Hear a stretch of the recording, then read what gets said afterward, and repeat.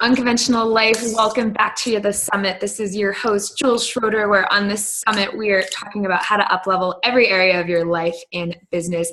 JP Moridi is in the house joining us on today's interview. JP, are you ready to take us down the path less traveled? Of course. I'm pumped. Awesome. So JP is currently in Silicon Valley, actually sharing a parking lot with Apple in his office, and he is in the world of real estate. So he got started in real estate back in 2014 when he left his 9 to 5, and in his first year sold 31 homes and over $21 million, was featured in Forbes 30 Under 30 in 2015. This year he's done just over 50 million in real estate. Next year on track to do 85 to 100 million. He's basically a powerhouse.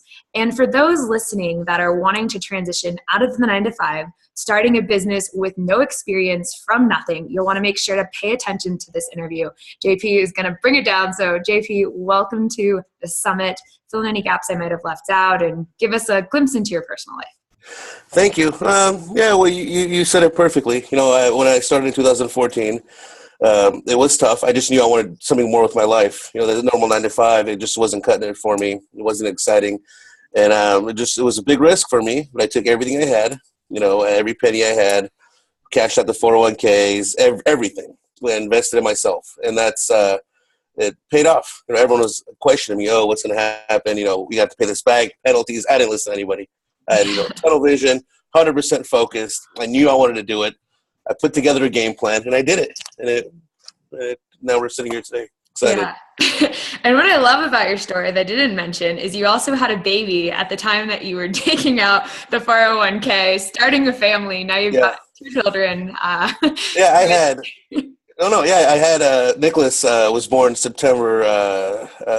So I had a 1-year-old kid at the time, and it was a lot of risk for me, right? I mean, to go from there to live in Silicon Valley, where everything's so expensive, rent and all this stuff, and just diving into it.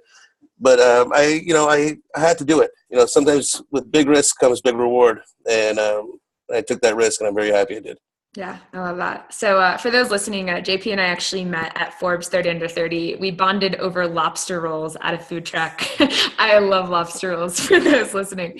But I mean, I loved it. Ever since I first heard your story, I was like, yeah, hit it off, knew we had to connect, had to go deeper. So I'm personally excited to learn from you in today's interview, and would love to just kind of peel back the layers a little bit of what it was like for you growing up. Because I know, your dad has made a big influence, your family's been a big influence on you.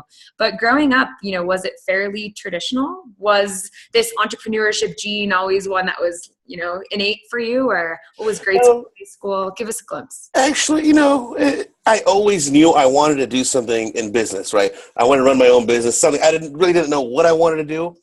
My father always, worked hard. Again, came from nothing. When I was born, my older brother, we lived in a 1-bedroom apartment, literally nothing, right? And he built a huge business, built a big empire in real estate, sold over 1,150 homes in Silicon Valley. And so I had a good role model, but I really didn't know at that time what I wanted to do. My brother actually went to Berkeley too, and went to medical school, and now we all work as a team together here, right? So all of us kind of these different paths, different roads, and we all ended up back here. I was in the telecommunication industry. I was a regional manager leading the Comcast outside sales division when I was young. I think I was 19, 20 years old. When I was doing that, I got promoted 3 times. My boss at the time, John Burke, still a really good friend of mine, still a good role model of mine. We still chat literally at least twice a week. I just had a lot of, I reached out to a lot of people. I had 1 good role model, 2 good role models, and I really just followed everything they did. So actually, I asked John one time. He said, what's the easiest way to become a millionaire? He said, find a millionaire, follow them, do everything they do. Eat what they eat, wake up when they wake, and I did it. So my dad's old school too. He's 90% of the stuff he always told me, I just rolled my eyes, right? Like, this doesn't work in this day and age. Tech, we use this, we use that. But everyone asked me, what'd you do? I shut up and I did it. Yeah. I followed every single step, and now again, I'm happy I'm dead. Yeah. So if we were to look at you, maybe back in high school, what would we see? Who was JP back in high school? JP was a fun, guy, party, go out with my friends, enjoy life, no care in the world. completely different than me now. Like, it's a total 360. Very, Yeah. very relaxed. I can live without my cell phone for more than 1 hour. Yeah. Uh, yeah, Nice. it was Nice. good So, times. yeah. And you went to college, I imagine. And Yeah, yeah, tell me, what were you in college? Did you know real estate was kind of always going to be on your radar? Or, I know you mentioned you were in telecommunications for a bit. So how did tell me the college life into your first job. How did that? I really did it. I mean, after college, I ended up going. My first job was in telecommunications, so it was at Comcast. John promoted me 3 times. My boss at the time, within I believe it was 9 months, 3 different times. So, and I kind of felt like okay, and I was making really good money, especially I think. Oh yeah, I was 19 years old at the time, and I was getting these huge paychecks, and I was like, okay, I love this. I can get used to this. Then, again, I went through some other changes, floated around to 2 different, I went from Comcast to Verizon to AT&T, and it just wasn't enough for me. I mean, maybe I just wasn't content. I wasn't happy with it. I wanted to grow more. I wanted to influence people. I wanted to help people. And doing that, I wasn't reaching, I think my full potential, I would say at the time. I love people. I tell everyone, my job today, all I do is take care of people and get paid for it. What more can I do? How much happier can I be? I put smiles on people's faces every day, and I receive a paycheck at the end of the month. The paycheck is the bonus, right? Helping people every single day, seeing people smile, making people cry, making their dreams come true. And, that's what I do now, and I'm 100% happy. This is where I needed to be. Yeah. I just, and I found that. Yeah, I love that. So as a 19-year-old, 20-year-old, how did you know, when you had that feeling like you wanted more? How did you hear that? Was it just kind of something that ate at you the longer you stayed in the job? Or when did you realize it was actually time to make the transition? And how did you, do that for yourself? I always knew I wanted more. I mean, that whole time, I just didn't know what I wanted. I was very confused. And more, what is more, right? Which direction do I go? What do I do? What risk can I take? Who do I reach out to? I mean, these are all questions that came up to me at the time. Really, my big switch was, when Nicholas was born, I knew I had to do more for him, for the family. A lot of my friends don't have kids even, but I mean, that's still kind of their why, right? Eventually you will be a family. Eventually you will have to provide for people. The younger you start, I mean, really, if I started in real estate when I was 18 years old, I guarantee you I would be retired by the time I'm 33, 34 years old. 100%. Hey, I'm 29 now. Yeah. So, it's just the younger you are to start, take the risk. It's, everyone's going to be scared. Everyone's always nervous. Just reach out to someone. The best thing is try to find someone that's done it or that is doing it, right? And learn from other people. Everyone's always here to help, other people. And that's, the younger you start, the better. Don't procrastinate. Don't, you're only young for not too long. So do it now. Don't wait. Yeah, I love that. So there you were, you make the decision, you decide to cash out your 401k, you take out $41,000. And, what was it like for your wife when you were like, hey, honey, I'm gonna do this and I'm gonna go into real estate and I haven't done it before. How was that just being there? She supported me the whole time. My family supported me. My father supported me. Before I even got in the business, my father told me, if you come into real estate, Silicon Valley, I've never seen a realtor like you. I guarantee you. So a lot of people had a lot of high hopes for me, so I couldn't let them down. I had a lot of pressure, on myself. At the time, my wife was working as well when Nicholas was 1 year old, and I feel bad. I could tell she was really sad when she left, and our schedule was just, I wanted to give real estate my all. So I told her, look, I'd rather work 16 hours a day than have you work 8 hours and me work 8 hours. So she quit her job during all this as well. And keep in mind, I've never sold a house. Still. So you've never sold a house, you've cashed out your 401k, your wife quits her job, and you're all in. All in On this new career. Oh, I went like 4 months without a paycheck. And it was so scary, having all these bills that I have. But and so many times I would sit there, and I thought about quitting. I'll go back to my normal job. Go get your cush paycheck and relax. You don't need to stress like this. You don't need that. And no, and I know I was so close. Every time I thought I was going to quit, I was so close to winning, and I kept pushing. And I create tunnel vision. Everyone was asking me, oh, what do there's this huge issue. You're meeting at 5. What's going to happen? It's 2 o'clock. I said, I haven't thought about it. I think about the next task, finish the next task, and don't let the negativity get to you. I mean, I wake up every day, 5:30 in the morning, go to the gym at 5:30. I'm in the office by 7:30 every single day. Religious schedule. I don't change it. I don't, I have another cell phone now. Well, my work phone, I leave it in the locker. I don't even take it with me because I didn't want to see the emails. I don't want to check them. Just because it's your mindset, right? I mean, if you're dedicated and you really want it, you're going to get it. There's no one can tell you can't get it. There's no limitation in life at all. If you really want it, truly pursue it, and you'll get whatever you want. Yeah, I love that. So that tunnel vision concept, for someone that's listening that might be in a similar transition, or they're wanting to go in all in, or they just went all in, how do you cultivate that mentality? Like, what specifically would you say to them to kind of help them in that? It's easier said than done. Actually, Tony Robbins is really big on this. I learned a lot from Tony when I first started. Before I got into real estate, when I was at Comcast, I went to one of Tony Robbins seminars, 2007, and I loved it. It changed my life. It's stop thinking about a million things, right? I mean, all of us have issues, right? You have home issues, issues with the family, issues with your job, and you're stressed about starting your business, all these things. I really would think the most important task you're focused on now, that's it. Don't look at your phone. Like my phone's, I turn it off, right? I mean, I'm giving you my full attention. I don't look, it's too much distraction. Focus on the one thing you want to focus on at that time. Don't think about anything else. The problem is when you think about 5, 10 problems at one time, you're going to get frustrated and you can't give your time, right? I mean, so when I started in the business too, I would turn off my cell phone for 3 hours, prospect, right? Call clients, go follow up, whether it's door knocking, cold calling, following up on other leads. Just focus on one task and get it done. If you have any problems, you can definitely email me and I'll help you guys out anytime.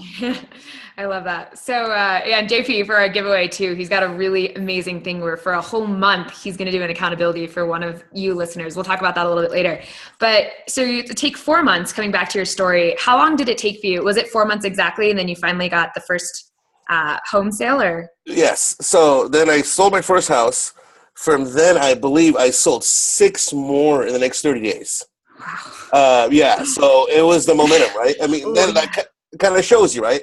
The momentum. A lot of people, they go up and down, peaks and valleys, because you get that momentum. You go, and you get too stressed out. You kind of back up, and then the income. There's a big gap in the income throughout the year. But yeah, I got 7. I believe I sold 7 properties that time, and it just kept going and going and going. And it was 31 from March 2014 to December. I sold 31. I closed 31 homes. Yeah, it's amazing. So you've got, you go all in, 4 months, complete dark period, then exponential leap, and it just keeps going. And obviously it still kept going. And for those listening that are wanting to start their own business, I mean, you started, never had any real estate experience, did help that you found a good mentor. What step-by-step advice could you give to someone that's wanting to start a business? They don't have experience in that industry, wanting to go in, and relating to the kind of specific action steps that you took? What advice could you give specifically? One, plan, right? You need a plan. You can't jump at anything without a plan. You need a plan. You need your goals. Read. I listen to a ton of audiobooks. Blinkist is a great app. My friend Prashant referred to me. Even it's like a 10-minute book. Really, it's like a Cliff Notes for books. Right? I still, every day, I listen to 2, 3 of them every single day. The third thing is, well, my little brother is actually great at. He wants to be a financial guru type guy, and he reaches out to so many people, right? I mean, like so many people call me I've never met before. Like, do you mind if we take 10 minutes? Can we pick your brain? And I'll give it to them, right? And if you don't have a mentor, reach out to certain people. Go do some research. Find out who the top person in the category you want, and network. Right, Jules, you're great at that. But how do we lobster rolls, exactly. Yeah. Right? I mean, network. There's just no excuse. The biggest thing is if you find someone, talk to them about it. Reading is huge, right? I mean, especially Tony Robbins, Think and Grow Rich, Napoleon Hill, Miracle Morning, Hal Elrod. These are all great books. Start your business, entrepreneurship, make a schedule. So when I first started, I made that schedule every day. 5:30 in the morning. I still have it. 7:30, I'm in the office. From 8 to 10 o'clock, I'd call new clients. 10 o'clock to 11 o'clock, lead follow-up. Go to lunch. Then from 1 to 3 are my appointments, so on and so forth. So it's just a schedule, business plan is the biggest thing. Find a role model. Do what they do. Follow what they do. That's awesome. I love that. So I definitely, especially in the world of real estate, being 29 years old, definitely, in my opinion, an authority dominating, the real estate market. And for someone wanting to get into real estate, and I know I personally at times have been like, real estate, maybe I should play with that. What, advice would you give in getting started into real estate? And how do you feel, what you do is different than the other peers. Like obviously the numbers you do versus someone else, there's a gap. And so what do you think is your secret sauce? So one, how do you get into it? Two, what's the secret sauce? Get into it, of course. Yeah, take your classes. You got to take a board exam. Once go identify a good brokerage, right? Someone that's top in your area. That's what I did. We were with the number one brokerage in the area, and a lot of times they have classes, different introductions and things like that. But my biggest thing is the day I started in the business, my father told me, his name was Moridi. Al sat down with me table and he said, "Look, if you ever think of this job as a paycheck, you're going to lose. You'll lose very quickly. Take a look at this job and helping people. You help people, you get paid for it." It's kind of what I said back earlier. And that really changed my whole perspective on everything, right? My job is here to help people, and that's truly what I have. I got my first client because I talked him out of buying a house, the house that we're looking at. And he called me, really. He's like, "Oh, you're so honest." I said, "Yeah, that's I'd want someone to be honest with me when I'm looking at, I'm looking to buy a house." So basically all I did, that's a huge thing. Then work. It's going to take 7 days a week for a long time. This year, I believe I took 18 vacations. And this is my third year, second, I guess. I've been in the business 2.5 years. I took 18 vacations this year. At the beginning, I worked 7 days a week, 12 hours a day. Even when I was at my other job, before I quit, I would still go, I'd work 12 hours a day, 10 hours a day at, my other job. And still on the 2 days, a month before I quit, 2 days a week, I'd still work at real estate. So even with a kid, with the wife and all these other things, I didn't care. I mean, every Sunday morning too, I'd be doing open house. My wife's sitting there texting pictures. Everyone's out eating breakfast, going to brunch, doing all these fun things. And I, honestly, and it never affected me at all. Because again, I had the tunnel vision on hard work. If I do this, this, and this, I'm going to get the results. That's the bottom line. There's no way you can miss it.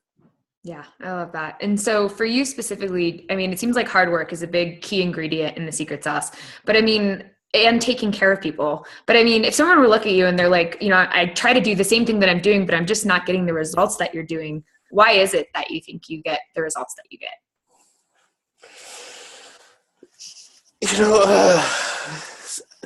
I've always been really, really good with people. My life, I knew I was going to revolve it based on, something to put around people. That's a good question. I mean, I was a big believer, kind of what you said. I have a business plan, right? I analyze what everyone else does. I think all these 5, 6 top producing agents that make over $1 million a year, what are the exact same traits they have? And I've told several people this, and they follow this, they end up getting the same results, right? Mm. Schedule. I mean, I always go back to the schedule. My biggest thing is schedule and kind of what you said, taking care of people. Yeah. So entrepreneurship, you're in year 3, right? Year 3, yeah. Yeah. 2014 I started, so almost year 3. Yeah. And if you could go back and kind of look at, points in your journey, was there ever a point in the last few years, other than when you started, where you weren't sure if this was it? Or did you kind of always know once you found it, you were like, okay, this is the sweet spot? That's actually a fantastic question. I have actually thought about that several times. But, I was like, sometimes, do I really want to do this? The next 10 years, do I really want to? But this job, doing this will allow me to do everything else I wanted to do. Doing this job will allow me to open another business that I really aspire to want to do, or help, build a children's care facility that I want to do, donate money to basically back to the community, or, investing in different things. So I don't have to do this the rest of my life, right? But yes, to answer your question, I have thought that several times. Yeah. But this is a gateway that will give me the option to fulfill my dreams doing everything else I wanted to do that require the capital and things like that. Yeah, I love that. So one of the things that stands out for me in talking to you is like your focus, your clarity. You have a vision for where you're going, and you are just executing and executing and executing. And I don't know if that totally fits for you, but that's at least my perception for you. I could have said it better. Okay. So for someone listening that maybe is like, I don't have that, but I want that. What, step-by-step things could they do to maybe achieve that or implement that in whatever they're working on? I would, I was kind of I didn't know. It was like, go back to the telecommunication days, right? I knew what I want to do. I didn't know how to do it. I didn't know where to go. I didn't know, what to do. The only way I was able to learn, I'm a firm believer, if I don't know it, go find someone that does, right? Or if I don't need it, read about it. So I still do it every single day. I never stop learning. The time you think you know everything, you're going to lose. I mean, again, you're going to fall. I learn every single day from everybody I meet. Yeah, I don't care if it's my grocery clerk at 8:00 in the morning or an agent on the other side of my transaction. Every single person today, I learned something for. So whatever you're lacking, whatever skill, if there's a skill or something that you really want to learn, focus on that, narrow it down, find out what it is, learn, read, go talk to somebody. I mean, I'm a people-to-people person. I call it belly-to-belly, face-to-face. So, anytime I have an issue, I know I network with enough people. I know so many people. I can find someone. I go to my father's a big one, right? My coworkers at work are still like John Burke, my old boss from Comcast. I go to them and I ask them, I want to improve on X. What would you implement to do that? And Grant Cardone, I don't know if some of you guys know who Grant Cardone is. He's a great guy. I spoke to him recently too. I mean, and I told him the same thing. I want to be more positive. I shot him an email. I want to be more positive. What can I do? And he sent me, we'll go read this book, X and X, and do this. This is what changed my life. Yeah. Right. I mean, so that's awesome. Yeah, I just wrote an article. Grant was in it. And so, yeah, super positive, dude. Yeah. So cool. So last few questions, and then we're going to move into the rapid fire portion of this summit interview. But for you helping people, it seems to be like you said, the paycheck is the bonus when you're fulfilling on that attention. And I think we can all learn from like helping people, whatever business we're in, if that you're able to make impact, it's like, that's where the magic happens. And so helping people for you, what does that mean? And what should people how do you keep it such top of mind and priority for you? My job, I tell my clients, my job is to find your property for the best price and the best available terms possible. So a lot of the offers, I'll write an offer for my client, a lot of them aren't the highest offer and they still get it accepted. One, because I build relationships with other agents, they know who I am and they know I'll close the deal. And that really, I get a lot of unique issues, clients that, especially here, our average price went over $1 million for a regular house. So it's fairly expensive, over the course of the United States. And I find a lot of clients that don't have the down payment, right, or have 10% down. And I strategize, right? It's not only just finding a house or writing an offer. I make the deal happen. I find someone else, different family members. I'll sit down with them, see how we can get money, little bits of money from everybody to put it together. I've closed so many deals that really a lot of people say no other agent could have closed, but I don't give up, right? I don't go for the cream of the crop. I like the challenge. I go for the hard work, the ones that are tough, and those are the ones that really pay off. One family, I bought them a house, and they called me, and they said, I want to buy a house in this city. I said, look, you can't afford it, right? And I bought them a house 20 miles away in a completely different city that they had no idea on. Long story short, I got them an offer. I got it accepted. I negotiated the price down for another $15,000. So husband, wife, and 2 kids. He emailed me a year later. He said, hi, JP, you probably don't remember us, but we remember you. We pray for you every day because you changed our lives completely because we couldn't afford this house, if we never met you. I get emails like this all the time. Wow. Those are the things that keep me going. Now, I post them on my wall.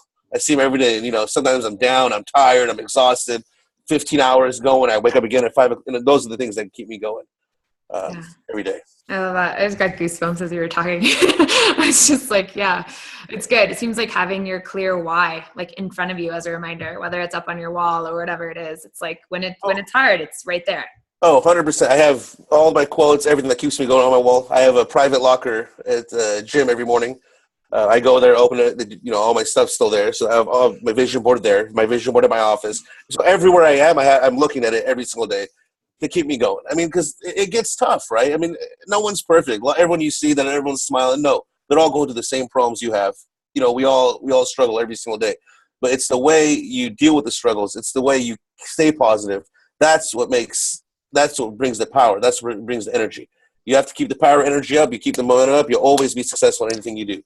But don't ever give up because you don't want to lose because it's not good. Yeah, so good. I love the vision board in the gym locker.